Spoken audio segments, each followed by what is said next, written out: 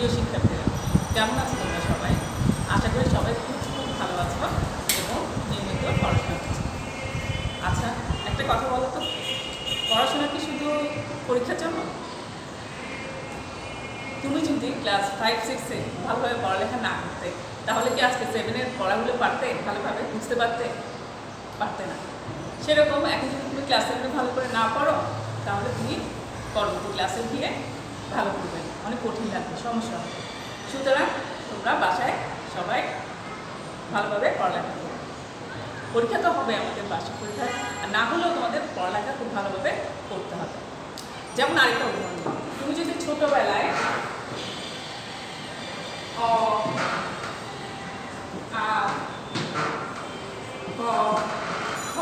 অর্থাৎ বর্ণ বা অক্ষরগুলো ভালোভাবে না শিখতে, তুমি কি আজকে বাংলা যেগুলো পড়ছো, সুন্দরভাবে পড়ছো, লিখতে পারছো, সেটাকে লিখতে পারতে না। তাহলে এগুলো কি? এগুলো বর্ণ বা অক্ষর। তাহলে আজকে আমরা পড়ব এই অক্ষরের কবিতাটি। এই অক্ষর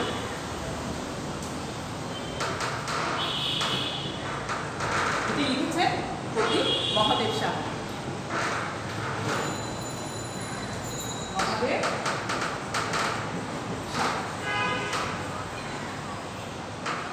এবার আসো আমরা একটু কবি সম্পর্কে জেনে নিই।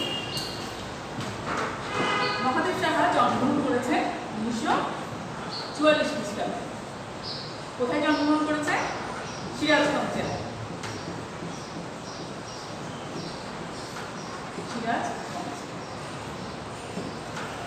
ওনার উল্লেখযোগ্য কিছু গ্রন্থের নাম লিখি। এই গৃহ, এই সোমনাথ, এই গৃহ, সোমনাথ,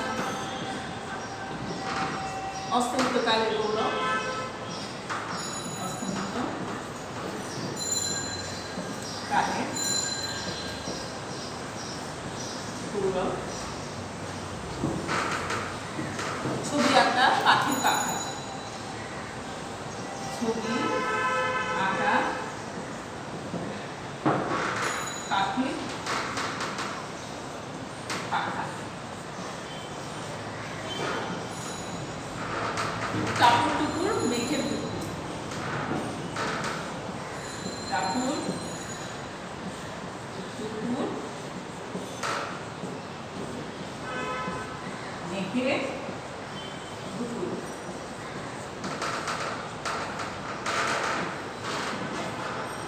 সর্ষে ফুলের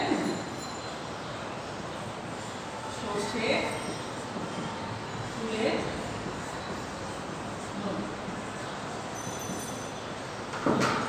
কবি মহাদেব সাহা বর্তমানে কানাডা প্রবাসী।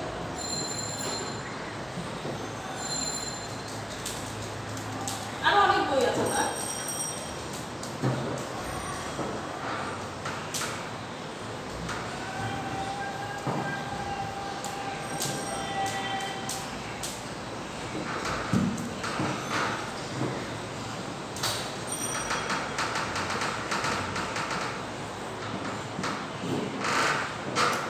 এবার বইটা হলো, আমি কবিতাটা পড়ছি, বই পড়ব।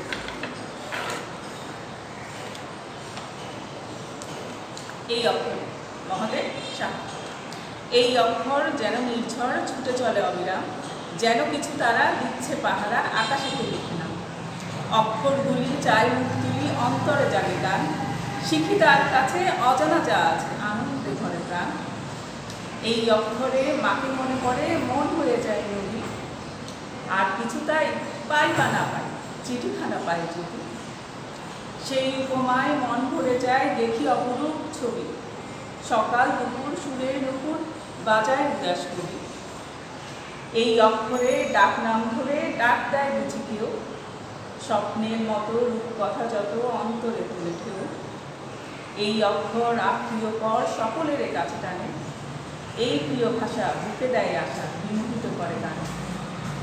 এই অক্ষরে কঠিন পাথরে শিলালিপি লেখা হয়, এই ভাষা দিয়ে গান লিখে নিয়ে যুদ্ধ করেছে জয়। এবার আসো আমরা কবিতাটা একটু বিশ্লেষণ করি। মোটামুটি বুঝতে পেরেছো, সহজ কবিতা, তাও একটু দেখি। এই অক্ষর যেন নির্ঝর ছুটে চলে অবিরাম। নির্ঝর কি? নির্ঝর হচ্ছে ঝর্ণা।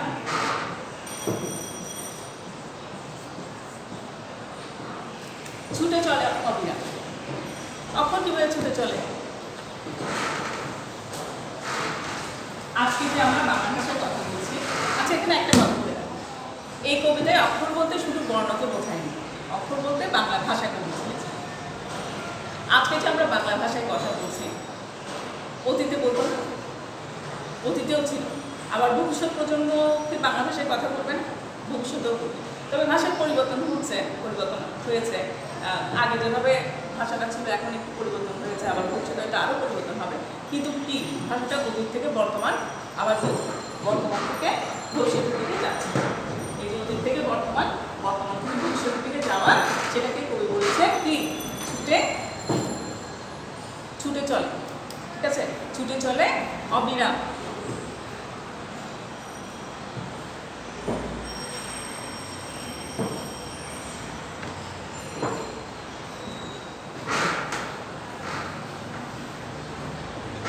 যেন কিছু তারা দিচ্ছে পাহারা আকাশেতে লিখে নাও।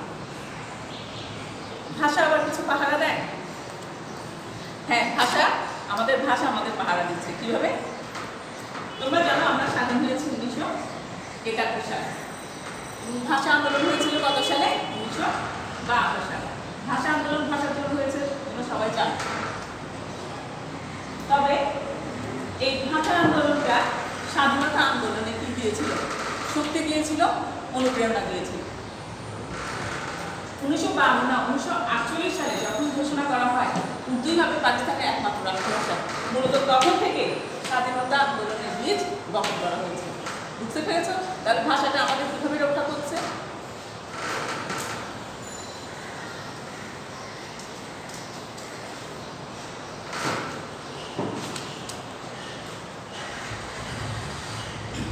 অক্ষরগুলি চায় মুখ তুলি, অন্তরে জাগে ডাক। বাংলা ভাষা আমাদের প্রাণের ভাষা, তাই না? আমাদের খুব ভালো লাগার ভাষা, ভালোবাসার ভাষা, তাই না? অন্তরে গান জাগে মানে আমাদের অন্তরটা কি হয়? মুগ্ধ হয়, শান্ত হয়, ঠিক আছে, ভালো লাগে। শিখি তার কাছে অজানা যা আছে, আনন্দে ভরে প্রাণ। মাতৃভাষার মাধ্যমে আমরা অনেক কিছু শিখছি না? মাতৃভাষার মাধ্যমে তো তোমরা তো অনেক বই পড়ো, গল্পের বই পড়ো, অনেক বই পড়ো, সেই বেশিরভাগ বই তো মাতৃভাষায় লেখা, তাই না? এর মাধ্যমে অনেক কিছু জানতে পারো। যারা শুনো আমরা অনেক কিছু শিখি। তাহলে শিখি তার কাছে অজানা যা আছে, আনন্দে ভরে প্রাণ। ঠিক আছে, আমাদের মনটা খুশিতে ভরে উঠে। কেন? আমরা নতুন নতুন জিনিস শিখতে পারছি। কিসের মাধ্যমে শিখতে পারছি? ভাষার মাধ্যমে। এই অক্ষরে মাকে মনে পড়ে, মন হয়ে যায় নদী। এই অক্ষরে মাকে মনে পড়ে। কেন মাকে মনে পড়ে? কারণ বাংলা কি কবির মাতৃভাষা। যেহেতু কবির মাতৃভাষা, সেহেতু মাকে মনে পড়ে। ঠিক আছে, তবে এখানে একটা কথা বলে রাখি, এটা আমার পরীক্ষার খাতায় লেখার দরকার নেই, এটা বাইরের কথা বলছি, কবিতার বাইরে একটা কথা বলি। বাংলাদেশের সবার মাতৃভাষা কিন্তু বাংলা না। ঠিক আছে, তবে মনে করো বাংলাদেশে তোমরা জানো বাঙালি ছাড়াও আরও জাতি আছে, চাকমা আছে, মারমা আছে, সাঁওতাল আছে, তাদের নিজস্ব মাতৃভাষা আছে। সুতরাং তাদের সেই ভাষা শুনে তার মাকে মনে পড়বে, কারণ সাধারণত কি মায়ের কাছ থেকে মাতৃভাষাটা শিখে থাকে। মন হয়ে যায় নদী। মন হয়ে যায় নদী মানে মনটা খুব নরম হয়ে যায়, শান্ত হয়ে যায়।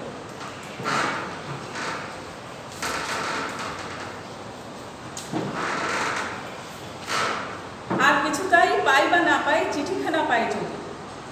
চিঠি পেলে মানুষের অনেক ভালো লাগে। কেমন ভালো লাগে এখন কীভাবে বুঝে? এখন তো চিঠির যুগ নাই, তাই না? কবি মহাদেব সাহা জন্মগ্রহণ করেছেন 1944 সালে। বোঝা যাচ্ছে উনি চিঠির যুগে বাস করতেন। এখন তো চিঠির যুগ নাই। আমার কাছে দুইটা খাম আছে, দেখতে পারো, তাই না? চিঠি পেলে মানুষের অনেক কি ভালো লাগতো। এখন বুঝতে পারছো কিনা জানি না, চিঠিগুলো পেয়েছে কিনা তাও তো জানি না। কেন ভালো লাগতো? চিঠি কারা লিখত? দূরে যারা বসবাস করতো আত্মীয় স্বজন কাছের মানুষ, ঠিক আছে, তারা যখন চিঠি দিত, চিঠিটা পেয়ে তাদের খবরাখবর পেত, ঠিক আছে, তখন তো মোবাইল ছিল না, তখন কি মানুষের অনেক ভালো লাগে। সেই উপমায় মন ভরে যায় দেখি অপরূপ ছবি। উপমা কি? উপমা কি জানো? মানে তুলনা, কোনো কিছুর সঙ্গে কোনো কিছুর তুলনা করা। যেমন আমরা বলি শিশুরা ফুলের মতো পবিত্র, সেরকম কোনো কিছুর সাথে কোনো কিছু তুলনা করাকে বলে উপমা।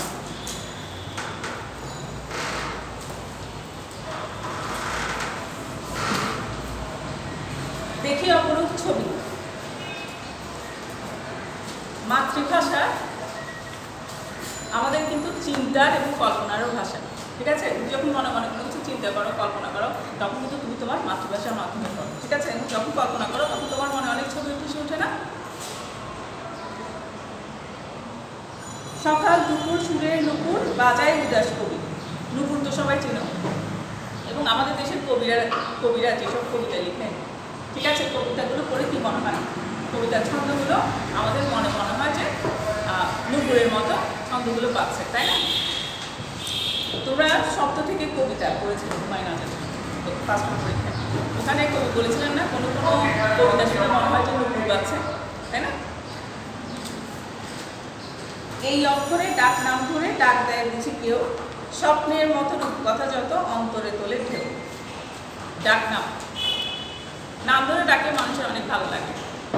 তোমাদের কেউ যদি এমনি বলে না ডেকে নাম ধরে ডাকে, তোমরাও খুশি হও।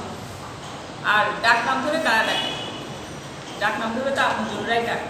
সুতরাং মাতৃভাষাটাও আমাদের কি অনেক আপন। আর এখানে মাতৃভাষা বলতে কি ভাষা? মাতৃভাষা বাংলা।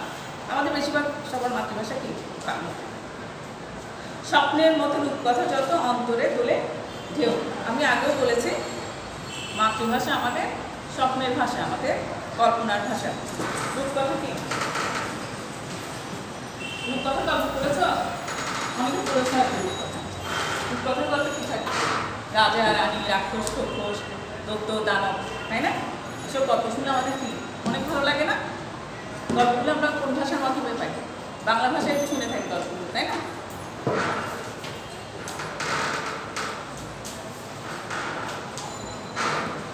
এই অক্ষর আত্মীয় পর সকলের কাছে টানে। আচ্ছা, আত্মীয় পর সবাইকে কিভাবে টানে? মনে করো কেউ বিদেশে থাকে, সেখানে চারপাশে যারা আছে কেউ বাংলা ভাষায় কথা বলছে না, অন্য ভাষায় কথা বলছে। এমন সময় সে যদি শুনে কেউ বাংলা ভাষায় কথা বলছে, তখন তার কাছে কি মনে হবে? তাকে খুব আপন মনে হবে না? তাকে যদি কখনো নাও দেখে, ঠিক আছে, এর আগে হয়তো তাকে কখনো দেখেও নি, তারপরেও তাকে খুব আপন মনে হবে। এই আপনটা করছে কে? ভাষা, মাতৃভাষা, তাই না? এই প্রিয় ভাষা বুকে দেয় আশা, বিমোহিত করে গানে। মাতৃভাষার গান শুনলে সবার অনেক ভালো লাগে। বিদেশি গানও আমরা শুনি, তবে নিজের দেশের গানটা কি করে আমাদের বুকে আশা দেয় আমাদের অনেক বেশি। বাংলা গান তো অনেক সুন্দর, তাই না? বাংলা ভাষার গানই আমাদের অনেক ভালো লাগে। কেউ ব্যতিক্রম আছে, তাই না? বাংলা গানের চেয়ে অন্য ভাষার গান হয়তো শুনতে পছন্দ করতে পারে, তবে সাধারণত বাঙালিরা বাংলা গান শুনতেই বেশি পছন্দ করে। এই অক্ষরে কঠিন পাথরের শিলালিপি লেখা হয়।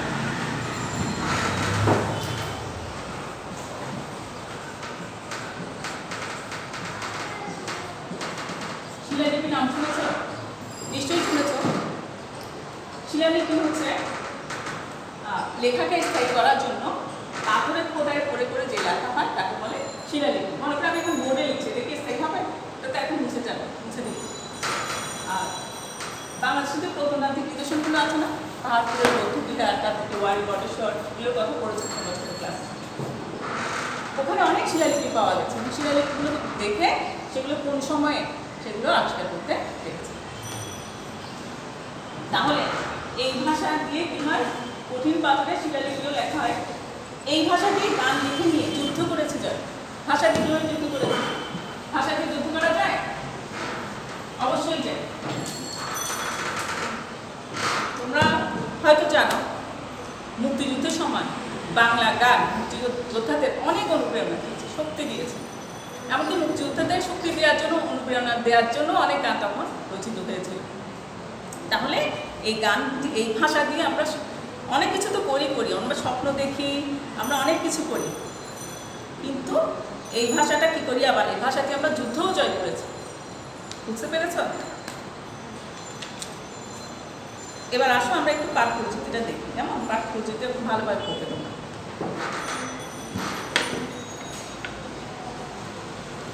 বাংলা অক্ষর বা বর্ণ বাঙালি জাতির অনন্য সম্পদ। এই বর্ণমালা বাঙালির প্রাণের সঙ্গে, অস্তিত্বের সঙ্গে মিশে আছে। বাংলা অক্ষর বাঙালির চিত্তকে আনন্দে ভরে দেয়, বাঙালিকে করে তোলে স্বপ্নমুখী। বাংলা অক্ষর বাঙালির চোখে দেখা দেয় মায়ের রূপ ধরে, কখনো তার চিত্তে বাজায় সুরের নুপুর। বাংলা অক্ষর বাঙালির মিলিত সত্তার শ্রেষ্ঠতম উৎস। আমাদের অক্ষরসমূহ আপন পর সকলকে কাছে টানে, দূর করে দেয় সব বিভেদ। বাংলা অক্ষর বাঙালির বুকে সঞ্চার করে অবারিত আশা।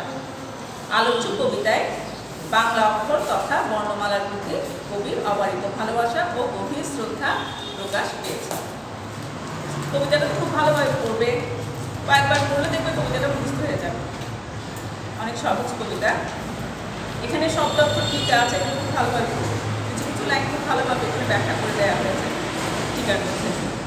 আর পাঠ পরিচিতি বলেছি, পাঠ পরিচিতিটা একদম মুখস্থ করে ফেলবে। আর অনুশীলনীতে যে তোমাদের বহু নির্বাচনী এবং সৃজনশীল প্রশ্ন আছে সেগুলো লিখবে বাসায় এবং বই দেখে লিখো। ঠিক আছে? আজ এই পর্যন্ত। সবাই ভালো থেকো, আবার দেখা হবে তোমাদের সাথে। কোথাও